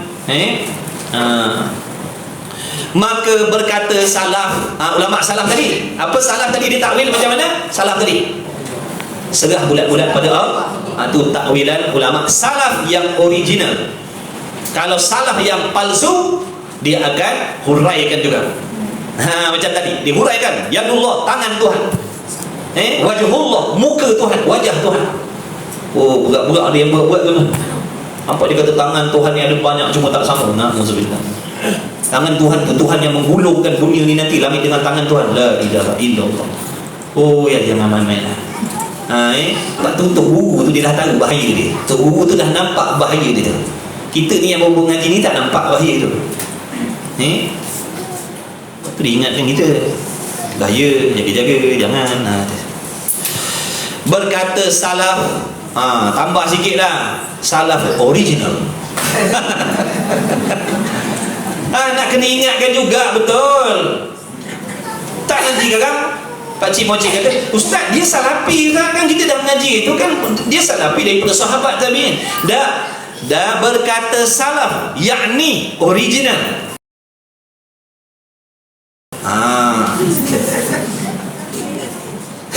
Suka makcik. Ya kan? Ingat itu main-main salaf ori, bukan salah nipu tu. Salafi yang betul-betulnya pada tafsiran ayat itu gini. Macam mana tu tafsiran ulama salaf yang original? Dia terjemah macam mana? Bermula yadullah itu di atas tangan mereka itu bukanlah lafaz yadun dengan makna tangan. Gariskan situ. Bukanlah lafaz yadun dengan makna tangan. Dia tak terjemah yadun dengan makna tangan. Itu maksud serah bulat-bulat. Apa yadullah? Wallahu a'lam. Kerana jikalau yadun dengan makna tangan, maka tidak dinamakan lagi mutasyabihat dah. Kalau yadun tu diterjemahkan dengan makna tangan, dah tak ada dah kesamaran lagi. Dah memang Tuhan tu bertangan lah maksudnya. Apa yang nak disamarkan lagi? Sebab tu yadun tu tadi tidak diterjemahkan dengan tangan. Dipanggil mutasyabihat. Kesamaran. Apa maksud itu? Wallahu a'lam. Yadullah apa maksudnya? Wallahu a'lam. Allah je lah yang tahu. Jangan mandai-mandai terjemah tangan, terjemah kaki, terjemah muka. Jangan mandai-mandai. Itu bahaya kita ni kadang-kadang mengaji tak nak, tapi ustaz saya nak beli tafsir, saya nak baca sendiri. Ada yang macam tu. Ada yang macam tu, dia dah boleh baca. Dia beli kitab tafsir, nak baca kat rumah, baca sendiri. Kalau time ayat muhkamah tak apa dah lah. Ni takut ayat-ayat mutasyabihat ni. Nak gerti macam mana? Syaitan nafsu ada ni duk tunggu cat aja ni. Ngaji ya. Ngaji. Ngaji, pakak ngaji lah. Time cari duit, carilah duit. Time ngaji lah. Jangan risau, ngaji tak jadi miskin. Selama ni pun kita tak mengaji pun Allah bagi pangkat, Allah bagi jawatan, Allah bagi makan minum, Allah bagi anak bini. Itu sebelum mengaji. Dah mengaji takkan Allah nak biarkan kita tak mengaji pun Allah jamin makan minum kita. Orang mengaji ni dia ada dua jaminan. Satu jaminan yang mana? Dalam ayat Allah Ta'ala kata apa? Setiap yang melata di atas muka bumi ni Allah yang memberi rezeki. Itu masuk semua, yang kafir, yang munafik, yang mengaji, yang maksiat, yang taat, masuk semua tu dijamin oleh Allah rezeki ni. Kita pun masuk dalam ayat tu. Setiap yang melata di atas muka bumi ni diberi rezeki oleh Allah, dijamin rezekinya oleh Allah. Itu satu dah. Orang kafir pun masuk, orang munafik pun masuk, orang murtad pun masuk, orang taat pun masuk, orang maksiat pun masuk, yang mengaji pun masuk, yang tak mengaji pun masuk, semua dalam ayat tu. Tapi ada jaminan yang khusus yang tak masuk orang lain.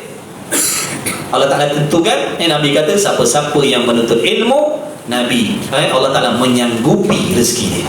Ini orang tak mengaji tak masuk. Orang tak mengaji tak masuk dalam jaminan ni. Jadi dah ada berapa jaminan yang kita dapat? Satu tadi jaminan dalam ayat yang sebelum, jaminan yang kedua ni jaminan khusus daripada Allah untuk orang yang betul-betul ikhlas menuntut ilmu. Sebab tu tak payah nak ragu-ragu lah. Cuma faham rezeki bukan makna kaya raya, faham? Kita tak boleh dengar rezeki ni. Je rezeki kaya, rezeki je mewah. Tak, rezeki Allah tak ada jamin. Orang tak ada rezeki ni mana? Yang kena tanam tu, itu tak ada rezeki dah. Sebab tu kena tanam, faham? Mati dah.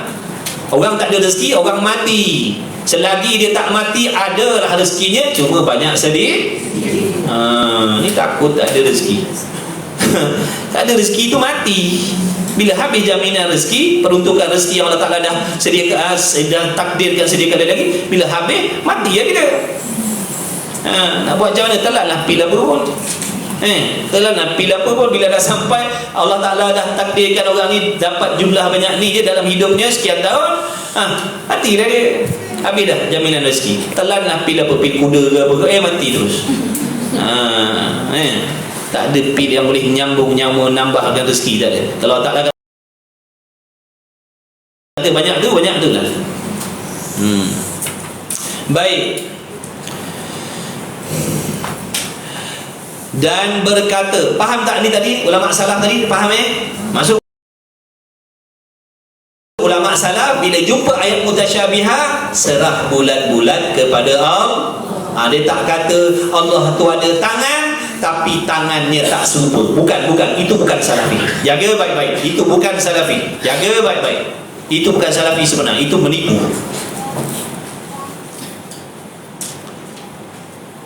Dan berkata ulama khalaf pula, dia kata macam mana? Pada mentafsirkan ayat itu, ayat mutasyabihat begini. Ulama salah nak tafsir begini. Tadi dia kata ulama salah dia takwil dengan tafsir, betul? Tafsir itu mana? Hurai. Bermula kekuasaan itu atas segala kekuasaan mereka itu makhluk tadi. Maksudnya yadun tu ditakwilkan dengan makna kekuasaan Allah, bukan dengan makna tangan Allah. Dengan kekuasaan Allah ada kuasa tak? Jadi bila sebut Allah Ta'ala, kekuasaan Allah mengatasi kekuasaan kita makhluk, ada tak kesamaran? Tak ada dah, memang itulah hakikatnya. Kita ni tak berkuasa, kita ni duduk di bawah kekuasaan Allah. Jadi tak adalah kesamaran bila ditafsirkan bermula kekuasaan Allah Ta'ala itu. Tapi kalau diterjemahkan bermula tangan Tuhan itu, kesamaran. Boleh beza tak? Alhamdulillah. Alhamdulillah. Bila Allah dekatkan kita dengan majlis ilmu, ngaji tauhid, tu tanda Allah nak baiki tauhid kita. Tu tanda Allah nak betulkan akidah kita. Sebab tu kena syukur banyak-banyak. Ada orang Allah tak rezekikan ngaji tauhid. Ada orang Allah Ta'ala tak rezekikan dia ngaji tauhid. Dia tak tahu langsung tentang akidah. Macam mana hidup dia tu? Macam mana hidup dia? Kita ni mujur, alhamdulillah. Nampak tu kena doa-doa kan. Jangan lupa doakan kawan-kawan kita semua doakan supaya Allah pilih jadi orang mengaji, khususnya tauhidnya. Sebab banyak masyarakat kita yang dah rosak akidah, banyak rosak fahaman dah. Maka lafaz yadu ataupun yadun dengan makna qudrat, itu takwilan ulama apa tadi? Khalaf. Jangan bertukar pula. Itu takwilan ulama khalaf. Jadi ada dua. Bila sebut takwil, dua: salaf, khalaf. Salaf serah bulat-bulat, khalaf dihurai. Huraian dia tujuan apa? Nak ubah ayat Quran ke? Dah tu suka-suka, seronok. Isi masa lapang berapa? Nak menghilangkan kesamaran. Habis. Begitulah tiap-tiap. Jadi lafaz yadun ditakwilkan dengan makna qudrat, makna kekuasaan Allah. Dah memang Allah ada kuasa. Apa nak kesamarannya? Begitulah tiap-tiap ayat. Macam itulah kalau tuan-tuan puan-puan ngaji hadis, ngaji tafsir, bila jumpa ayat mutasyabihat, begitulah. Apa maksud begitulah? Wajib takwil. Itu maksud begitulah. Tu maksud begitulah tu. Begitulah yakni wajib takwil. Tulis, jangan malah. Nak habis dah kelas. Begitulah dengan makna, yakni begitulah dengan makna wajib ditakwilkan, sama ada mengikut salaf ataupun khalaf. Itu maksud begitulah.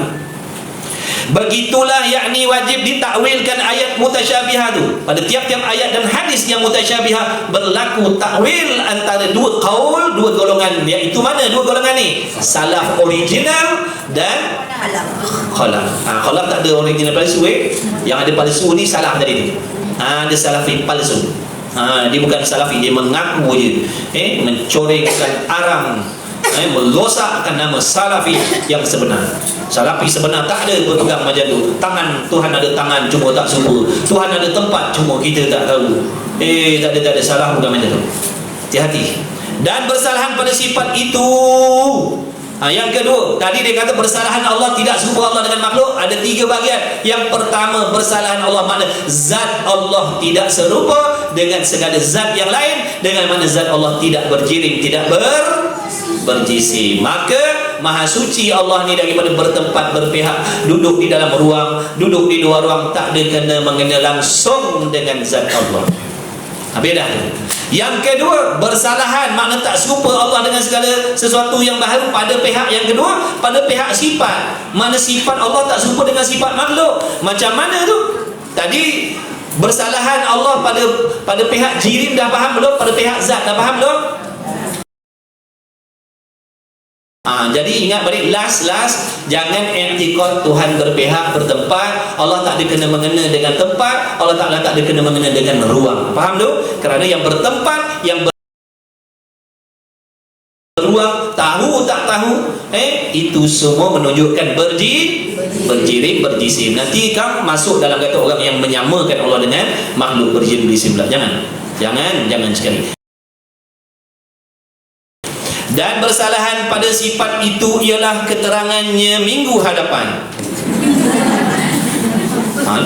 Betul kan? Kalau baca pun satu buah pihak. Cukuplah tu. Alhamdulillah. Mudah-mudahan Allah bagi manfaat. Mudah-mudahan yang kesamaran selama ni Allah bagi kesedaran. Mudah-mudahan andai kata ada sebelum ni kalian yang terpedaya, terikut dengan pahaman-pahaman yang salafi palsu tadi, mudah-mudahan Allah beri kesedaran. Jangan main-main ni bab akidah, tak boleh main-main.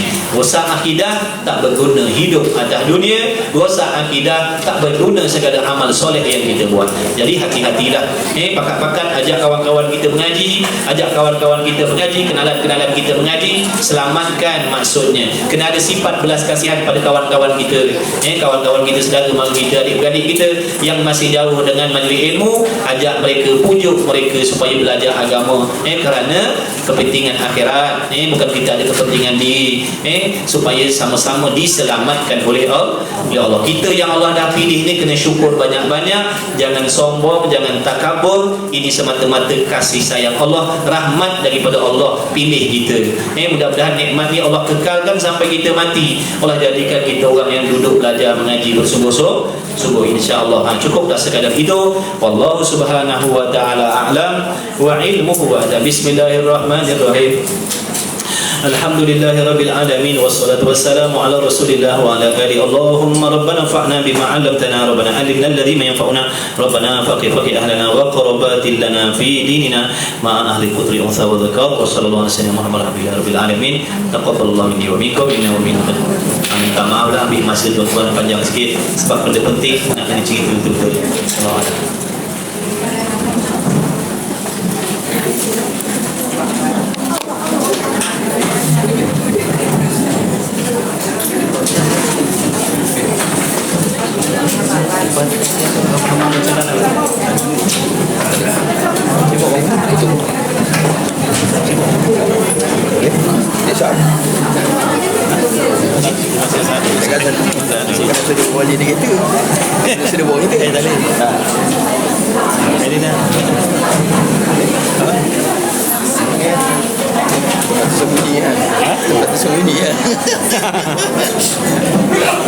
Cik, terima kasih.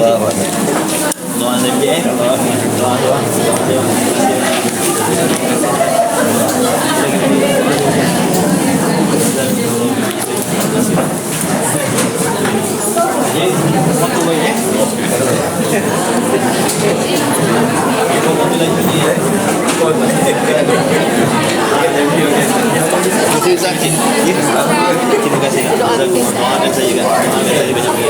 kasih Pakcik. Jazakan khair. Buku lagi. Buku lagi. Abang kat masjid abang datang Masjid datang Alhamdulillah. Buku lagi.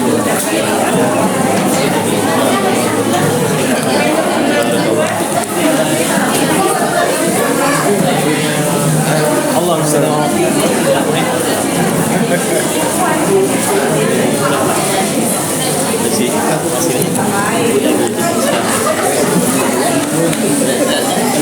Allahu Akbar kabira.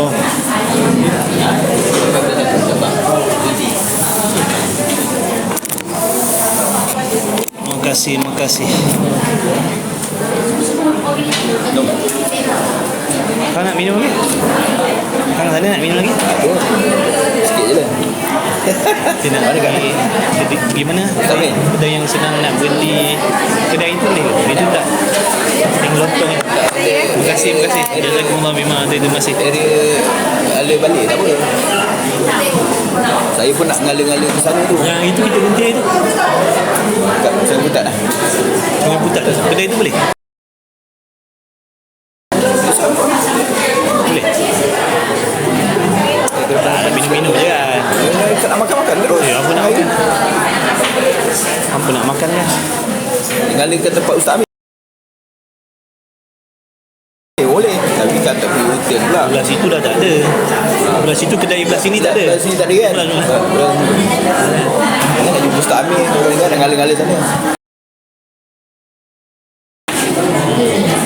Salah mana boleh. Saya memang nak ngalir ke sana. Hai. Abang nak pergi mana? Cuba Abang nak pergi area mana? Ingat cuba sekarang lepas-lepas tu kan cuba telefon Ustaz Amir je dah. Siapa mana ni kedai? Lalu biasa Jadi ngalir Ustaz nak balik tu. akan kita tengok macam mana. Boleh? Ustaz jalan je dulu. Saya follow belakang. Saya macam nak terkucing. Yang clear. Orang banyak kat belakang. Alhamdulillah. Siapa tu lagi? Ha? Siapa tu lagi? Masuk.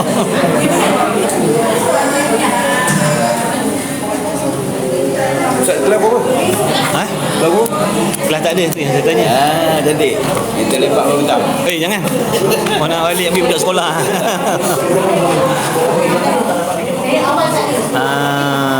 Makasih. Baik. Sila. Teruskan je pakcik. Padang Temu. Dekat rumah pakcik. Rumah. Boleh pakcik boleh datang tapi lambat dah habis.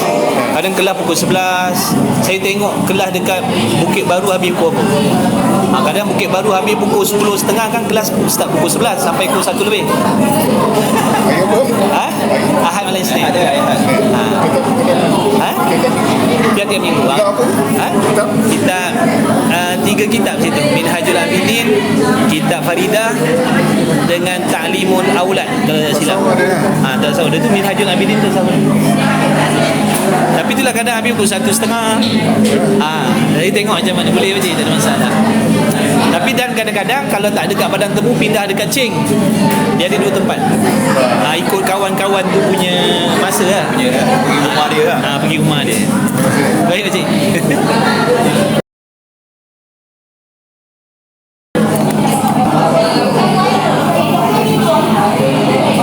Sambal totok, Masya Allah. Anjang, Hatta semalam pergi mancing macam tak ada tunjuk gambar ikan pun. Takut kita minta tu.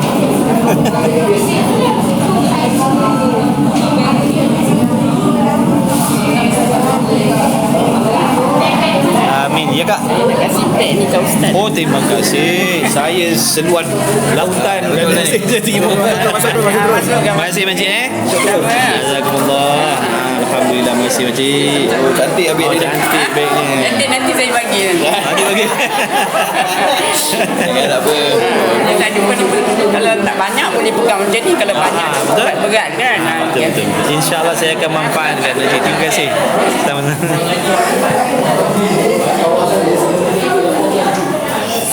Sekejap nak tengok komen dia orang ni. Apa ni orang komen ni? Komen nak dibaca itu.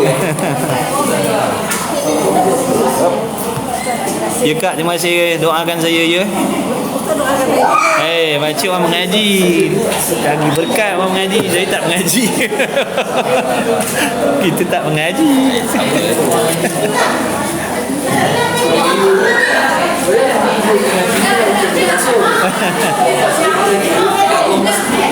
Wah.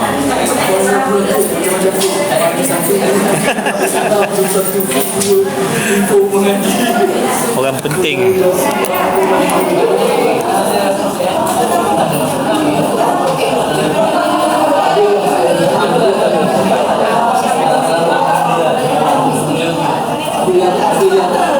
Alhamdulillah. Terima kasih yang like tap screen. 100 like, alhamdulillah. Barakallahu fikum. Moga sekalian pahala kuliah hari ini sampai pada kalian.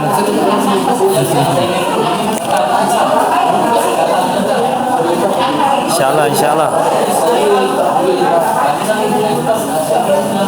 Ibu-ibu dah boleh masak, pergi pasar, siang ikan, semua boleh. Sila. Yang kerja pejabat teruskan, insyaAllah. Ala depan pakcik je, ambil hati. Apa dia? Terima kasih bagi nasi lemak. Semoga tu, amin ya Rabb.